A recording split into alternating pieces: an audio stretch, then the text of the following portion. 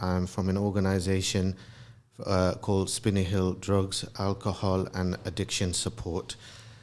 We are an organization that was set up a short while ago, relatively short, few years ago, to support the increasing number of people, brothers and sisters from our community who have unfortunately developed an addiction to drugs and alcohol, and also other types of addiction, which we can also touch upon throughout the program. Those of you who may have joined me on last Thursday, which was the first day of Ramadan, we had Brother Abdullah with us, who is a recovering addict. And it was, for those of you who listened to the show, it was a very powerful show. He was very raw, it was very frank, and it was very open about his journey from the age of 9, starting, his criminal career at such a tender age, finding himself in jail, then finding himself in addiction, on the verge of suicide, and then alhamdulillah, coming in contact with brothers from the project. Alhamdulillah, he managed to turn his life around, overcame his addiction, and he's now supporting the project as one of the volunteers. Today we're going to look at things from a slightly different perspective. We're very fortunate, and I'm very humbled and honored that we have Brother Adam with us. Again, we've anonymized his name, not his real name. We've also disguised his voice for obvious reasons. Brother Adam, his son is a recovering addict. His son came onto our project a short while ago, and alhamdulillah, he's doing very well. But he's been through a lot, and Brother Adam, obviously, and his wife and his family, the journey they've been on. So we thought it would be useful to see from a parent's point of view what it is like to live with addiction, and to see it firsthand, but more so to see it through a father's perspective, a father's eyes. So I'd just like to, first of all, welcome Brother Adam. Assalamu alaikum. Wa alaikum salam wa rahmatullah. We also, in the studio, have our friend and brother Dilesh. Dilesh is a support worker from Turning Point, who's based with Spinney Hill. So Dilesh, welcome. I'm Dilesh, I'm a recovery worker based at Turning Point. I've been working with Spinney Hill Recovery for over 5 years now. I've sort of watched the project grow from a very small organisation to what it has become now, and supporting people of the community and family, which is a great pleasure to see. Okay, Adam, I'm just, if at any point, if there's anything that you're not comfortable with, then obviously please feel free to let me know, and we can move on. So don't feel in any way. So I know that this is not an easy thing for anybody. Before we talk about your son and the journey he went on, it'd be interesting for me just to find out a little bit about yourself, about your own upbringing, what kind of family you grew up in, household. Am I correct in thinking you're from Leicester, born and raised? That's correct. Alhamdulillah, from an established family, born and bred in Leicester, just had a normal childhood, and very mixed into the community. Yeah. And I think my growing up in Leicester was quite stable, to be honest with you. And alhamdulillah, I was blessed with wonderful parents. Alhamdulillah. So stable family. Like most parents, immigrated from India. Right. You went to school here. That's right. Nothing untoward, and alhamdulillah, you grew up. And you're Hafiz? That's right. Yeah, mashallah. Okay. In terms of when you then got married and you were starting a family, what would you say was your approach to parenthood? Were you quite authoritarian? Were you a disciplinarian? Or would you say you were more of a friend? Were you away a lot for work? Were you like in some ways an absent father? Or what would you say was your approach to parenting? I think my approach was quite open-minded. I think we're always learning as parents. Yeah, to be the yeah. best There's no versions manual. of ourselves. That's right. And alhamdulillah, you know, I like to think we both had a balance in our family where we had discipline, but as well as with discipline, there was leniency and a patient approach to ensure that you have quite a friendly relationship with your children, especially in the way we're living these days. I think that's the best approach. Yeah. So how many children altogether do you have? 3 children. 3 children. Is that a boy and 2 girls? That's correct. Okay, okay. So tell me about Abdul, your son again, obviously not his real name. Tell me about his childhood. Did you do a lot of things together? Did you travel? Did you go out to eat, or were you away a lot for work? Alhamdulillah, we were very fortunate that he was blessed with a very good religious education, and he went to Islamic schools as well. Okay. So, and he was performing really well at school and madrasa, and we did like what normal families do. We were fortunate enough to go on various holidays abroad. Yeah. Locally, we spent a lot of time together as well with Okay. our extended families. Yeah. So yeah, a normal childhood which most families have in Leicester. So I know from speaking to you previously that alhamdulillah you're a professional in your own right. So it wasn't like money was an issue. It wasn't like you were things were tight financially. You had surplus income to be able to spend on holidays and meals out. So he wasn't deprived of any materialistic things in any sense. Alhamdulillah, with the grace of Allah, we were blessed with having a really good, stable, and a comfortable life. Yeah, mashallah. And you live in what could say a nicer part of the city, you know. Alhamdulillah, mashallah, give you more barakah. So in terms of Abdul, then you said that he was performing really well at a young age. He was thriving in school. He was doing well in madrasa. Up to what age would you say that he was like a normal child? Did you see anything in his childhood, if you're looking back now retrospectively, where you think, actually, you know what, there was some warning signs there? Was there anything in his early childhood that you could pinpoint? I think just on reflection, it's always easier with hindsight. Yeah. I think there were moments when we began to notice he was just getting a little bit disillusioned with school, lacking concentration. I'm not sure whether that became a bit challenging for him at school, and his concentration levels weren't there, and we noticed that at madrasa as well. Yeah. So we were obviously talking to the teachers and madrasa ustads to see how we could support him in the right way. Right. Yeah, they were the initial signs. Okay. So just lack of concentration. Was he disruptive? Was he getting in trouble? I think that came later on. Okay. So what kind of especially in age? secondary school, Right. it started to become a lot more disruptive. Okay. So we're just trying to paint I'm trying to paint a picture of a early childhood which was quite stable. You began to see signs of lack of concentration, slight disillusionment, and then the more disruptive behavior started when he was at secondary school. Correct. So would you say in year 7, year 8, I would a say bit older? Very early, as soon as he entered into year 8. Okay, okay. So he's about 11 or 12. Ji. Okay, and what did you put that down to at that stage? I think he transferred from an Islamic school to Yeah. a mainstream school. So I think it was a little bit of him settling in to the school. And then while he got into year 8, I think the concentration was lacking. Yeah. And I think it's just a choice of friends. Okay, so was there an escalation in his behavior at this stage? Was it low-level disruption? Yeah, low-level disruption actually initially started in year 8. Okay. So when would you say from that low-level disruption it escalated to something which was more alarming for you? I would say that he started to begin to make a certain choice of friends going into year 9. Okay. And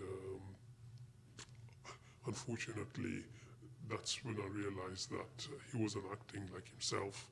So there was a lot more turbulence at home.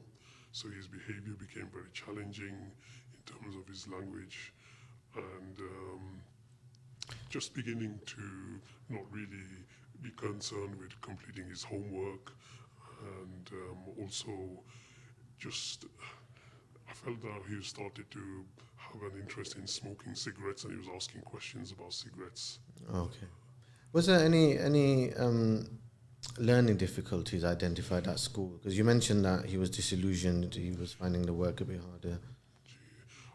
I don't necessarily think that he had any learning difficulties, although we did try and address that early on, because we thought that maybe he was finding the work a bit difficult as he entered into secondary school.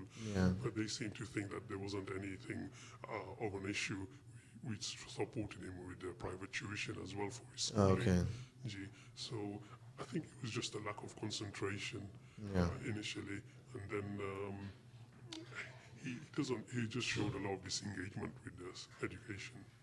And he was also more disruptive at home. Yeah, he began to be more disruptive at home, and on further investigation, we kind of realized that he was imitating the behavior of one or two of his friends who showed similar behavior, and he was reciprocating that at home. Okay.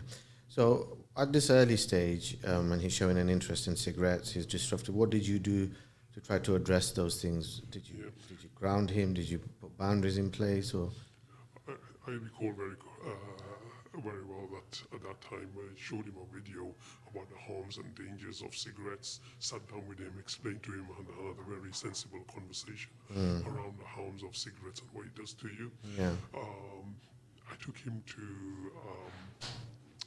elders and gave him an example of people who weren't smoking and who lived a healthy life, introduced a lot of sport. So he was involved in swimming, he was going into karate, boxing, so a lot of sports as well, and just kind of gave him positive ideas.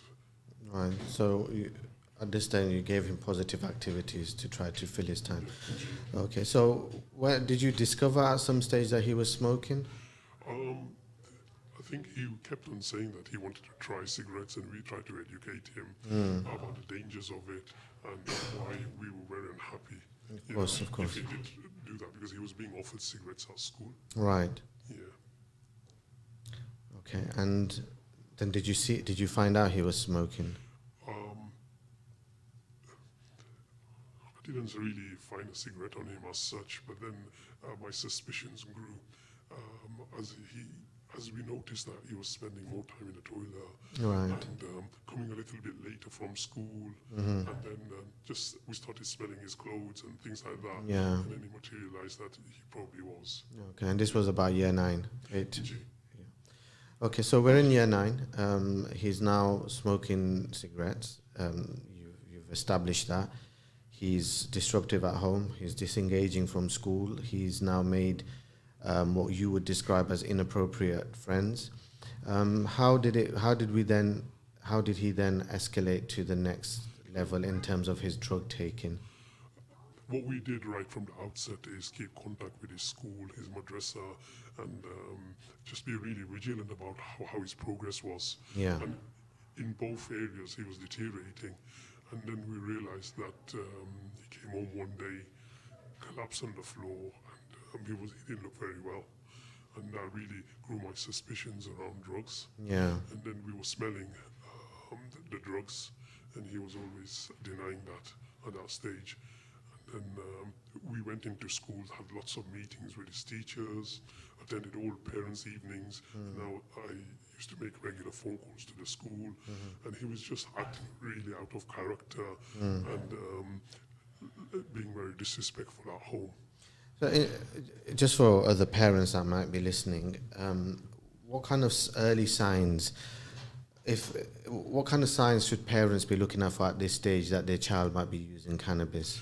I think it's critical that you just check around in his room that there's no drug paraphernalia. Yeah. I think the kind of conversations he's having around friends, just obviously the smell, what he's watching, unfortunately, the kind of music which glorifies a drug life and the fascination of drugs. I think those are the key signs, really. So this is Him wanting more money and demanding that he needed more money, and he was looking for ways to finance his drug use. right. So I mean, what are you going through as parents at this stage? At that stage, we were in a lot of worry and concern, Yeah. having a lot of sleepless nights, because, you know, as every parent knows, that's your treasured possession. Of course, yeah. And you want them to progress in life and have a very stable life Yeah. and follow their deen. And I've got a zero tolerance with drugs. Yeah. So I was horrified, really. We were very, very concerned at the same time growing up my other children. Yeah. Was he the eldest? Yes, he was. And the other two were girls. Gee. What influence at this stage, if any, did it have on them, or were they too young to realize? I think initially they were too young. Yeah. As their behavior escalated through drug use, it became intolerable. We could not live together with him in the same home. So, sorry to interrupt, Adam. So he's in year 9. He's taking cannabis. He's asking for demanding money. What happened after that stage then? So things began to really escalate. He was coming home, wanting to now stay up very late. Stay up or stay out? Stay both. Okay. Yeah, and it became intolerable, really. He got to a stage where he was having a lot of phone calls. He managed to get himself a phone somehow. You didn't buy him a phone? Not initially. Okay. No. And then as these phone calls were coming in and they were with regularity, we began to realize that something was up. So we were following him, and we realized who his friends were, and visited those parents, and realized that, you know, they were from single parents, some of them, and they had a certain way of living, and they were also into drugs. It was really on my doorstep. I was seeing it all around me when I went near school. So you say it's quite prevalent in school? I would say so. Yeah. And in fact, I reported it to the school because he was offered drugs in the school. Okay. And did the school take that seriously? Yeah, absolutely they did. But I think their hands were tied. They had no control as soon as they came out of school. Okay. And Adam, when you mention drugs, are you still talking about cannabis here, or are you talking about? Yeah, he initially started off with cannabis. Okay. When did it escalate from cannabis to Class A drugs, would you say? I think that was more later on. I think there was a little bit of a journey he had. So he experimented with cannabis, became more of a heavy user, I believe. And he was quite open about it. It's a very unique relationship where he was telling us what he was doing. Right. So at that stage, I think it was uncharted territory for us. So we weren't sure how to deal with that, and we just had a zero tolerance approach. But as we were losing control day by day, and his use was escalating, we realized very early on that we needed some support. Okay. An outside agency. Yeah. I realized after a trip abroad that he went into school and collapsed, Right. and he was experimenting more and more with the drugs. So what I did, I sourced for help, and I realized there was a lot of support available in Leicester, alhamdulillah. And, you know, there were early family learning support center. There were lots of counselors about. I think when he had this episode at school, social services got involved as well. Okay. So I think, obviously, as parents, it becomes a very concerning matter. And I think you've got to tread very carefully. Yeah. Because obviously, you know, you want to support your son Yeah. at the same time. And when you have intrusion in your family, because inevitably they came to a house, they want to support you. So I think it's really important that... When they came to the house, were they interviewing you to see whether you were in some way facilitating this or enabling it? Well, to be honest with you, I was very proactive. So when I went for the support, I found out the contact, and we arranged a meeting with ourselves initially, and then we brought our son along with us, so he was involved in the meetings. And initially, it was more about parenting techniques. So Okay. they start right from the beginning, and my approach was to be very open. Yeah. And just see how could we correct what's going wrong at the moment. So I was really prepared to change and adapt just to help him and support him. If it's to do with our parenting techniques, then so be it. We're willing to adapt. But they came in and they said that really, there's always things that we can improve as parents in terms of how we can de-escalate things when trouble is brewing. Because now my son was behaving with the influence of drugs, and that has a heavy impact, which I've got to know through being educated over the last couple of years. And with working with Spinney Hill Center, that's really supported us as a family. Just in terms of side issue, what kind of impact did it have on your relationship with your wife? Because a lot of times when families or couples are going through something, I'm thinking about a lot of the families during the Hillsborough, they separated Stephen Lawrence's parents because of pressure on a couple dealing with something so immense. Sometimes couples implode. What was the impact on your relationship? Did it bring you closer together? Look, we experience a lot of things. I think I can't emphasize this enough. Yeah. I can only imagine what some parents are going through. But as I got to realize, it's a lot more of a wider problem. Yeah. What we experienced was, we've had a very strong, firm relationship. Alhamdulillah. And but Allah subhanahu wa ta'ala has made it, and we need to understand that men are going to be a bit more stronger and more disciplined. And whereas mothers are made to be soft, alhamdulillah, Allah's made their heart like that. And that actually supported us initially, but it also created certain disputes in terms of how we should approach my son. Because my son was asking for money, and my wife would easily cave in. Right. She thought that, just to support him, then we began to realize that he was using for drugs, and he was just trying to address that. So I would naturally, her assertion is to give in and be more sympathetic to his cause. And my approach was more of a zero tolerance approach. And what we've realized over the years that we've experienced this, it's almost been 8 years, that, you need a bit of a balance of both, but I think there needs to be barriers. And we learned a lot throughout the journey, through working through so many counselors and outside agencies, which is available in Leicester.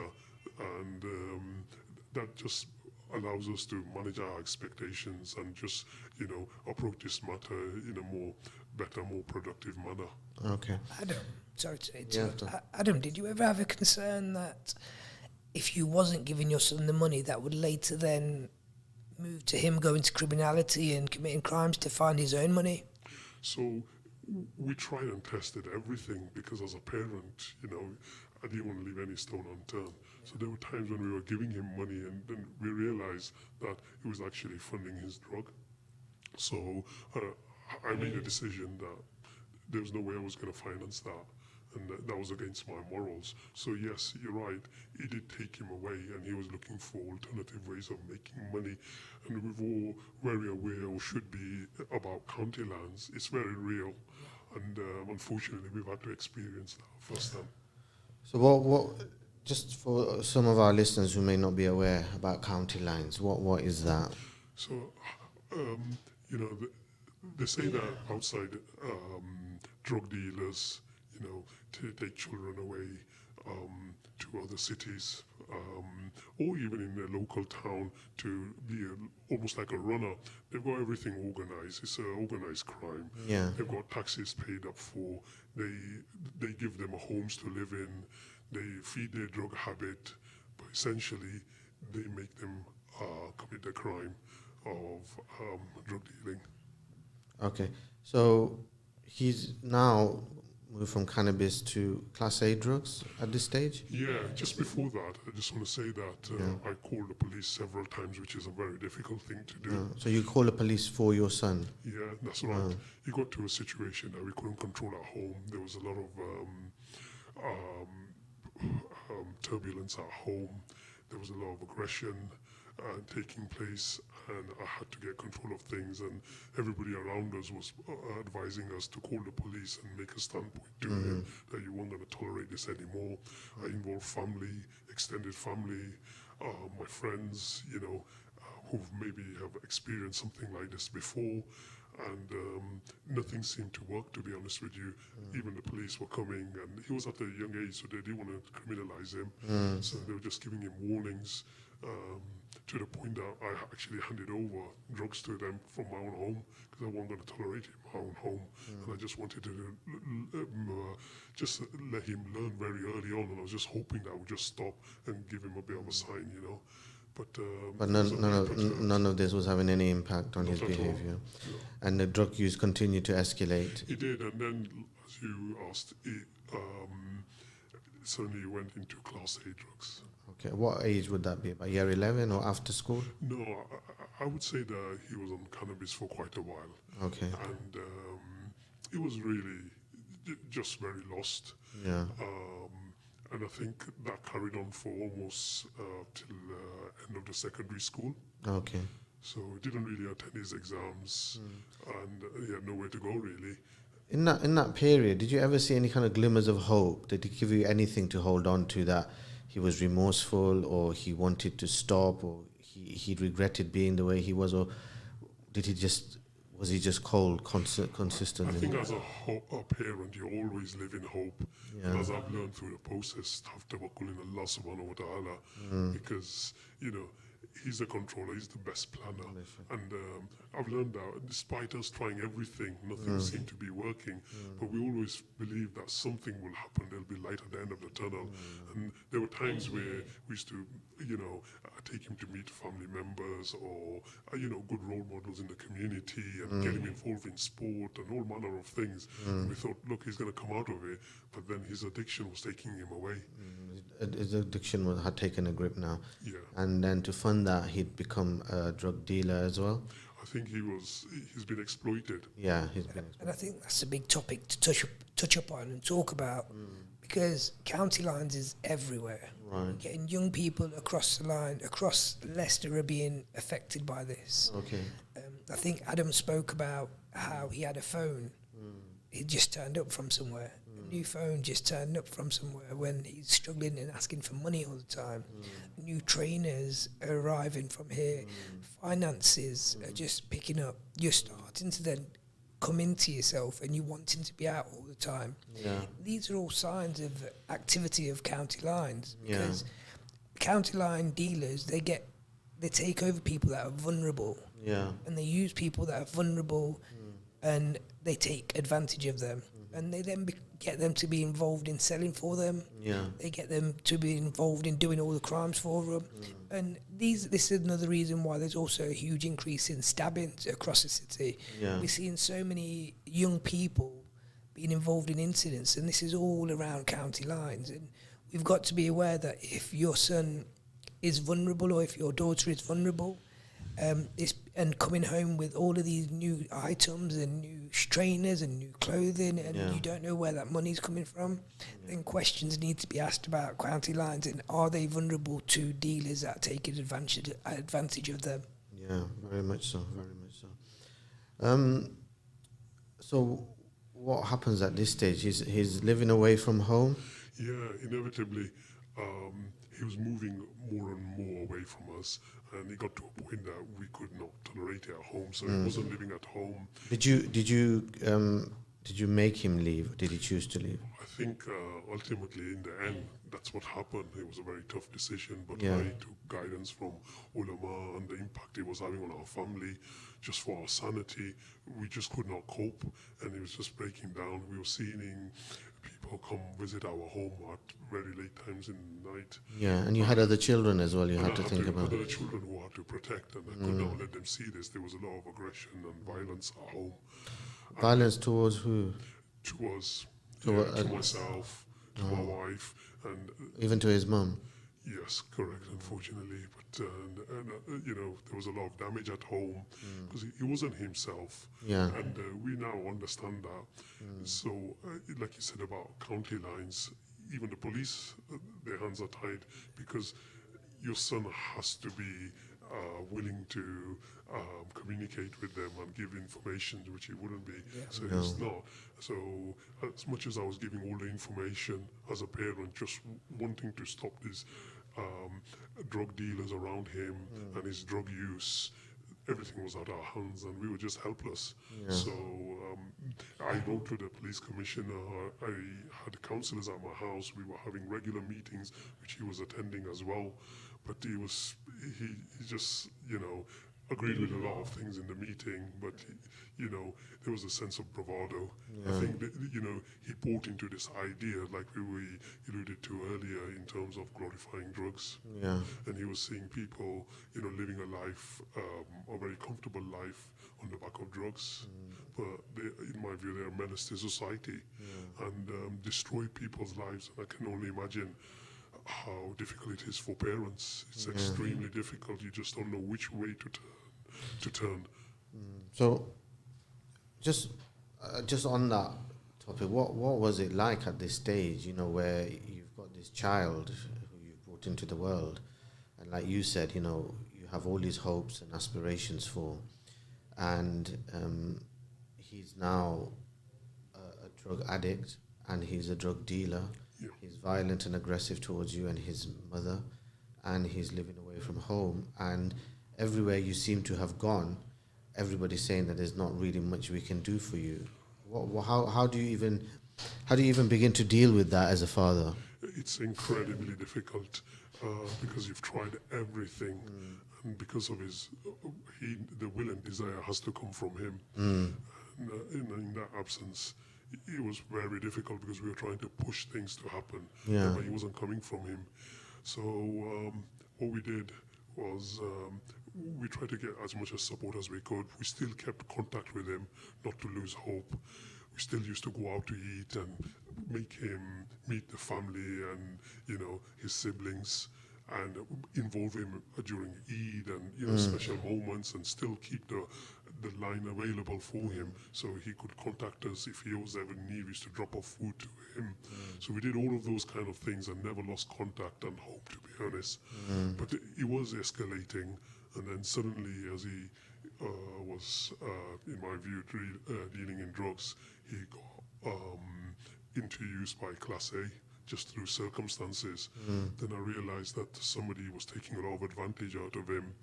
They enrolled him on a university course just to make money out of him. And also they took loans and essentially put him into debt. Yeah. Basically, he's almost got nowhere to turn, and he's trapped. It's entrapment, isn't it? Yeah. So where did you go from there? So, I tried everybody else, and I went to big ulama in our town, Leicester, and they signposted us to come to yourself, Spinney Drug and Addiction Centre. And I had already contacted Turning Point previously, but things weren't working out. And he wasn't very willing or attending appointments, and I got advised by Turning Point that if he's not very willing, we've got to wait until he is willing, and some episode, something will happen, which is that light bulb moment, and he's going to click, inshallah. So we came to Spinney Hill Drug Addiction, and I began to communicate with ex-users and people who living their life struggling in terms of their recovery, and some have done really well out of it. And it gave me a much more better understanding of the actual issue, and it just allowed me to kind of deal with the issue a lot more better, in a more proactive manner, and started to bring my son in, just to engage and just feel familiar with the center. He was mixing with people who could resonate with his experience. And then I think it just came to a stage where everything come together, that he had enough. He got into so much trouble and he needed somebody to bail him out. But he knew that we were always there. So alhamdulillah, coming to Spinney Hill, Hamis Abzal Budi and yourself, and just talking to brothers, we were able to help him and get him out of this trouble. And unfortunately, when you got somebody knocking on your door who wants money or for the trouble that has erupted due to drugs and the dealing in drugs, and that he owes people money, I had to be very careful in how I approach this. So I got some support in the community of people who are well known, and just spoke to this person, and I told him that I'm really upset because he wasn't too far away from where I live. And I had a really frank conversation. Although he seemed to think he was a bit of a gangster, I wasn't afraid. I knew I had some support, and people would come and support me and have a conversation with him, just in terms of the language he understands. Alhamdulillah, through the grace of Allah, I was able to have a good conversation, that we were able to sort out the trouble. And I think my son seen that, look, my parents were able to help me, because in the end, only your parents are there. You know, you're left on your own. He became homeless, he had nowhere to go. So we were able to sort out this issue. Then he went abroad, and I gave him time out, and then he mixed with people who... He went abroad for rehab. Yeah, that's correct. So he mixed with people of all various ages, and they were able to give them their experience, and he just realized, he just snapped out of it. He had a detox, and he realized that what he was doing was so wrong. And then we were having regular phone calls. He was out for about 3-4 months. And he realized that, you know, everything we tried to do for him was for the best of him.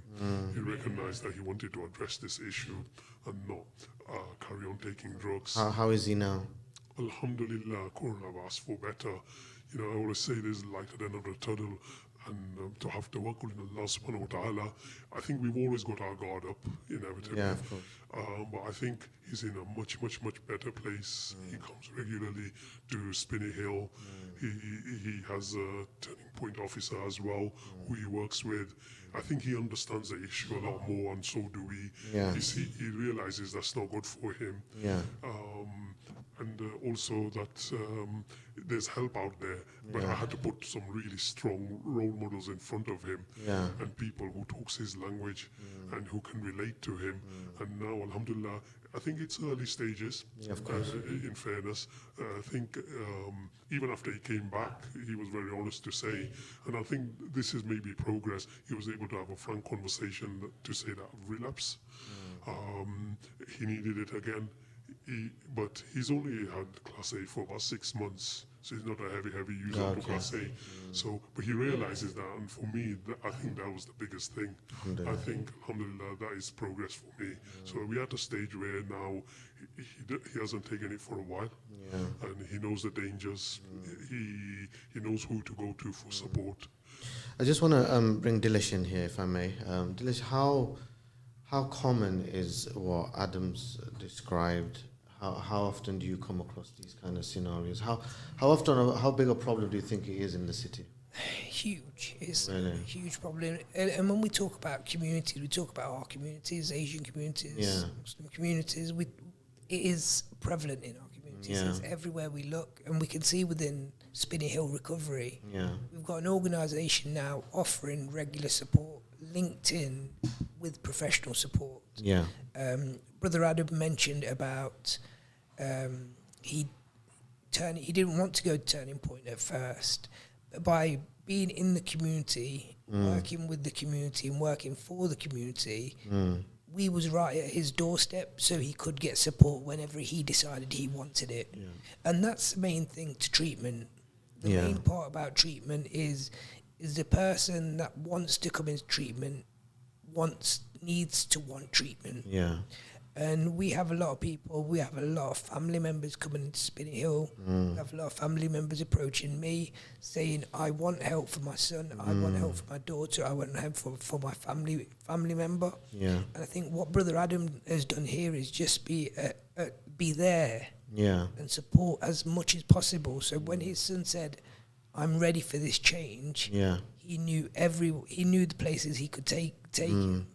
His son's done a great job. He's now he's attending groups with Spinney Hill Recovery. He's around people that are his peers that have been through the same as him.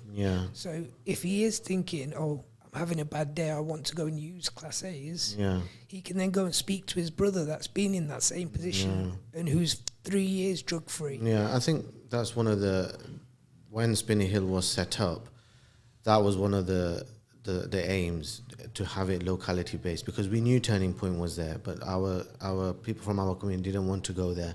But when we approached Turning Point, they then placed Dilesh with us, and we were based within the community, and so it was more. Mashallah, we've really benefited because through working together, he now attends and he gets involved in, and he feels like it's a safe environment. I think that's massive, where he's not judged. And I think it's his way back into reintegrating back into society. Yeah. And that's helped him. Yeah, we've just had a message come through. It's very commendable that the brother Adam didn't hide or try to cover up the situation and try to proactively get help for his son. Most Asian parents would be too embarrassed of what the community would say, which isn't the right approach. May Allah subhanahu wa ta'ala make it easy for all parents and our youth. I mean, and I think that's the key thing, Sorry, Dilesh, you want to come in? And this is what we see with Asian communities. Yeah. We have two ways of dealing with this. Yeah. Normally, this is the first time I've heard of the third way, which is great to hear. So it's normally, way one is we either enable, Yeah. we either give them the money, we push the money towards them, we then hide them away. Mm-hmm. We say, stay at home, here's the money, get your drugs. Yeah. Second one is we just completely get rid of. Yeah. We just say, you're not welcome here anymore, we don't want you in the house. And then that leads to more crime, more homelessness and being out there. And that's the way we generally in our communities deal with it. Yeah. And I think what Brother Adam has done here is shown the third way is putting these two together and being a helping hand and reaching out and saying there is a solution, there is help. I think, the thing that comes across for me from listening to you, Adam, we got a scenario where you grew up yourself in a fairly stable home, alhamdulillah. You grew up in a fairly religious home, you're Hafiz. You created a stable environment at home. You spent time with your son. You spent money on him. You talked to him as a friend and as somebody. So you kept that relationship open. You had a good relationship with your wife. None of your other children are affected in this way. You sent him to good schools, good madrasas. You engaged him in positive activities, and yet somehow, for whatever reason, this is still something that happened. And, the old adage, there by the grace of God go I. If there's anything to take away from today's show, is that the scourge of addiction is something that can happen to anybody. Nobody is immune. That time when it's something that happens to those people over there, or it happens to single parents, or it happens to people who live in council estates, that has to be gone. That we have to eradicate that thought from our minds, because we have to constantly be vigilant, like Dilesh said, look out for the signs. If they're coming home with things, coming home with phones, etc. And the second thing is that there is support out there. And one of the things we say at Spinney Hill is, if you can't see the light, then we will sit with you in the dark. And that's what you did with your son. And so, if there are any parents who are going through anything similar, then just to know that there is support out there. You suffered a lot, struggled a lot in silence on your own until you came across Spinney Hill. Is there anything you might want to say to anybody that might be going through something similar to what you went through? Yeah, my message to all parents is, please don't suffer in silence. There is help out there. Come to Spinney Hill, go to other agencies. They will signpost you if you need to, but there is help out there, because it becomes incredibly difficult to survive on your own. And, in the end, if you put all the effort in, then inshallah, Allah subhanahu wa ta'ala sees how much this matters to you. Because our main objective was to just bring him back to Deen. And, alhamdulillah, he's at a much, much better place. And you've held our hand and helped us along. This is great to see, because I seen Brother Adam about 5 to 6 months ago with his son the first time he attended Spinney Hill. There was anger and fear in his eyes. And today I'm sitting opposite Brother Adam and I can see a smile. And there's joy and there's light now, as we mentioned.